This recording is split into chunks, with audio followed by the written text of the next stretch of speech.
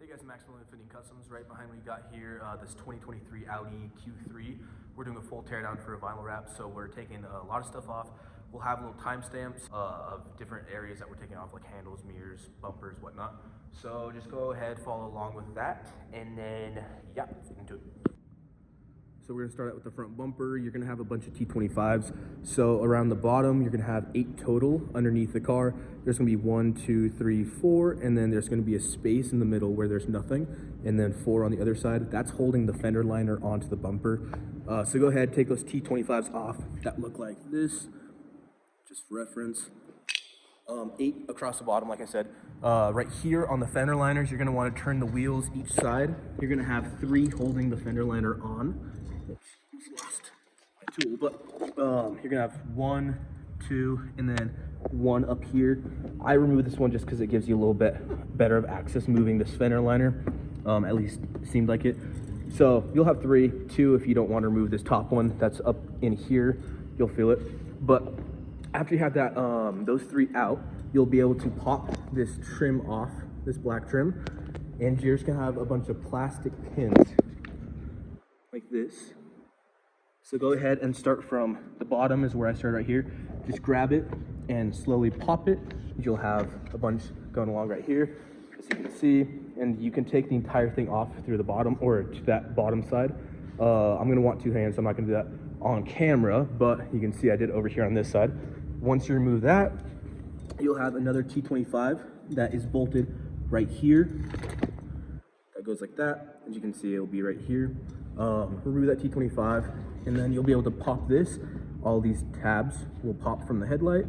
And then let's take a look at the top because there should be some stuff. All right, so for this top, you're gonna have to remove this plastic panel. To do so, you'll have to remove this piece. So you'll take a small flathead or a pick tool and pop it on the back. You'll see when it's closed. You'll pop it right there. That will release this, and you can pull this out completely. With that popped out, you'll be able to pull it straight up, and you can see there's little teeth. So when you put this back on, you just want to make sure this is facing straight like that, and that'll still allow you to open it. Once you remove that, you can start from one edge and pop all the plastic tabs out. Move that to the side, and then you'll see there's 2 T25s, so 1 and then 2. Remove both those, and that's what's holding the front or the top on. What I would recommend is putting this on back immediately, just so if you do close the hood at this point, you still have access. And then this just set to the side. Okay, so the last bolts holding on are actually gonna be on the bottom. So the ones we already took out are correct, but you're gonna see right here in the middle how I said there's no bolts. There wasn't up front, but there is this little plate with 3 T25s on the back. Look like this. They're the same as all the other ones for the bumper. So you're gonna want to take this little plate off. Once you do those 3 bolts, you'll be able to slide this off, obviously going backwards. It fits like this on the car, so when you look up, it'll be kind of like that. So take those 3 out, and then you'll be able to get under here, and you'll see these T25s. So there's 1, 2, 3, and then I missed the first one, 4. So 4 across this middle, 1, 2, 3, 4. Take those 4 T25s out, and then this will be able to slide out. And that should be the only thing holding it on. You are gonna have a wiring harness right here, a standard large looking one. See if we can get an angle. A little bit, you can kind of see right there. So it'll be right there, located kind of right here on the other side. So take that out. There's a little safety little lock that's red. You'll have to pop that out and then unclip it like any other harness. Pretty self-explanatory. So that's how you take the front bumper off. Now with the bumper off, you'll be able to start dissecting everything that you need to. So we're taking everything out. So I'll kind of show you what I can, but we're especially taking the grill out because we are putting a brand new one in. So you'll have 12 of these T25 silver bolts around right here. This is a little plate that was originally there. So go ahead and take that out to be able to get access to these clips to remove the grill. So take this out. Don't forget 1, 2. Those ones are a little hidden. But yeah, there will be 12 holding this on. So then now we have access to these clips. So let's go around and slowly pop each one out. Does take a little bit of time. It's best to have a person on the other side kind of pulling it while you release the clips, but it can be done with one person. Yeah, that's kind of how you take the grill out. Okay, so for the headlights, you're gonna want the bumper off, obviously. So you're gonna have 3 bolts. They're T27s, but the T25 bit works as well, as long as you don't go crazy and strip it. So right here, here's the first one. This one is the only one that's different. There's no washer, and it's gonna be right here up front on the headlight, like that. And then these other 2 are the same, and they do have a washer that looks like that. One is gonna be not on these 3, it's this one back here. So take that one off. So 2 total up top, and then 1 on the bottom right here, which is the other one with the washer. So 3 total, 1, 2, 3. Take that off. That'll make the headlight loose. I do recommend actually taking the harness off first, which is right here, right next to this bolt. So pop that red lock out, and then kind of push down on it. And you should be able to remove it fairly easily. I guess it is a little tight back here. The other one didn't have as much stuff around it, so you may want to take the headlight a little bit out on this just to get access to the wiring harness. You could do that, and then once you have that off, right here you'll have this tube right on the bottom of the headlight, and this, just slowly and carefully kind of wiggle it back and forth and pop it down. It should just come out like that. And when you're done, just make sure to connect that again. I don't know if that's washer fluid or if that's some sort of exhaust, but I don't know exactly what that is for, but it is there. So go ahead and take that off.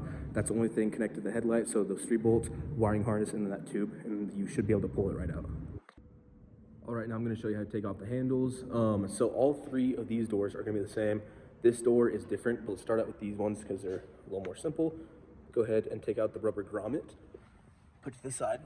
Right here, when you look in, flashlight, you'll see there's no bolt or anything. It's just a little hole with there's like layers. So what you're gonna wanna do is take a tool, and I just took this piece of metal and bent it like that, just a small 90 degree. And you wanna get it in the back, right there, on the right side. Let me see if I can do this on camera. Then you untwist it. Trying to hold this and that, so you can see I have it hooked around that back, so if I pull it, it's going to pull that back piece. So obviously this is kind of overkill. I have it so long because with like the Volkswagens are the same thing. The Atlas rear handles are way farther back, so that's why you need a longer thing. With these, they're pretty close, so you could even use a pick tool, just with the angle, do the same thing. However works with you, it just needs to be a little 90 degrees so you can pull it. Basically what you're doing is you're catching that back piece and you're pulling it out towards the outside of the car, if that makes sense. So I should have this angled correctly. That should work. Let me try that one more time. So you'll hear it, and it should kind of make a clicking sound. I may have to do this off camera. So it may take a couple tries. You'll hear it. It'll be kind of like a satisfying click. I needed 2 hands to do it just so I can make sure I was kind of putting force on it. You'll hear it click. Sometimes you won't if you get it over time, if that makes sense. So if you get it like half pulled out the first time, the second time, and you finally get that final click, it may not be as noticeable, but you'll notice if this end cap is a little loose. So from here, with 2 hands usually, you can pull the handle out partially and then pull this out, the end cap. Put that to the side, and then right here, the handle itself will slide backwards and out. So just kind of slide it angled like this, and then you'll notice, you might have to work it back and forth a little bit, it kind of rotates out. Pull this out and you'll have the wiring. This red cap, it looks like it's already popped out, but you may need to unlock that by pushing it out. And then you'll take a small flat header pry tool and get on the bottom of that small piece down there. Just lift that up. Not this one above, but you'll see that black piece, that little tab. Go ahead and pop that. And then this will be fully released. Don't let the wire fall back down. If you do, not a big deal. You'll have to take the door panel off, but if you can try to prevent that, you should, just by barely pushing it in. Sometimes it's best to put some tape around it so it helps kind of grip onto the sides. And yeah, that's how you do it. To put the door handle back on, since I got you here, you'll put the door handle back on like that. End cap usually, like I said, 2 hands, like that. And then all you'll do is take something, anything really, flathead, screwdriver, whatever. This isn't a flathead, but you'll just go through, and instead of obviously pulling it, all you gotta do is get it back there and push it like that. And once you push it, this will be solid. And yeah, it's basically just a little mechanism that moves back and forth with a little tooth that hooks onto that end cap piece. So by pulling it out, you release that tooth. By pushing it back in, it's as simple as that. Obviously putting it back in is way easier, but taking it off is not too bad either. So with the front handle, not much harder. You're gonna need a T20 is what I have right here. You'll take off the rubber grommet, and you'll have one screw right here. Take this one fully out. It's a long silver screw that looks like that. So go ahead and take that fully out. And then this one is the actual little one with the tooth, I believe. So you'll loosen this. It has a catch, so you don't have to worry about falling back. Just loosen it until it gets tight. Don't over crank it, just until it gets kind of hand tightened. You'll feel it by loosening it. And then now you'll have this lock cylinder. My actual end cap popped right off, but you may need to get underneath if it's tight and pull this with the flathead and just kind of pop this plastic tab off. Very simple. That doesn't require any screws or anything. That's not what we're doing back there. That was to release this lock cylinder. So now we'll be able to pull this out. And if you're having trouble getting this like out in general, if it still feels solid, you can always grab a pry tool and kind of wiggle it while you loosen the bolt or move it back and forth. You may just have to wiggle this a bit until it gets loose. But from here, yeah, that confused me a little bit, so I paused the video. But my little thing was just kind of angled too far down. But you can see there's a little flat edge, a little straight. So from back in there, you can see that's where it lines up with. So when you're putting it back in, just try to make sure you get it back there. It really shouldn't fit unless it actually locks in place. So I don't think there's a wrong way to do it.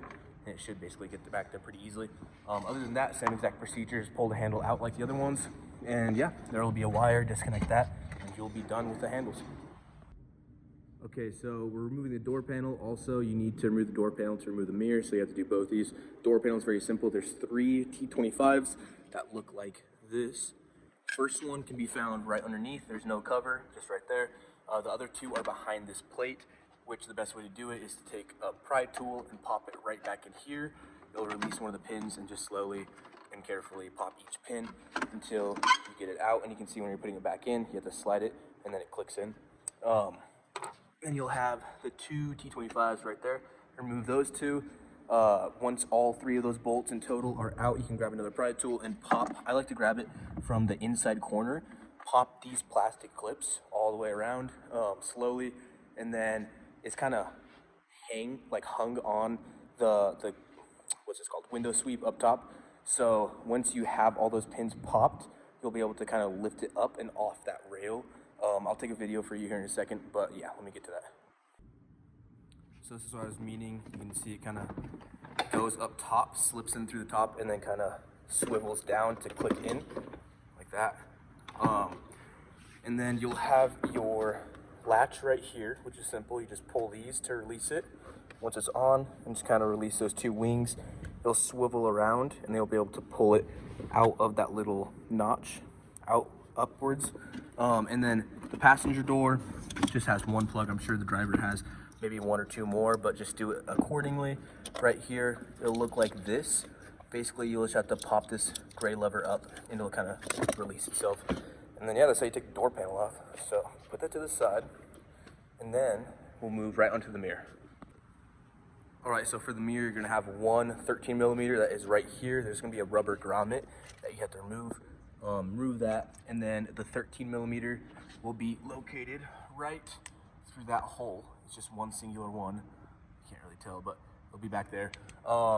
You can get it. I mean, it is difficult. It'll probably fall. So what you need to do, regardless, is you have to take out the speaker. So in my case, the bolt did fall, but you can see it's right down there, so not a big deal. So that's where it should fall. If not, you can just take a magnet tool and sweep around down there until you find it. Hopefully it's not too bad.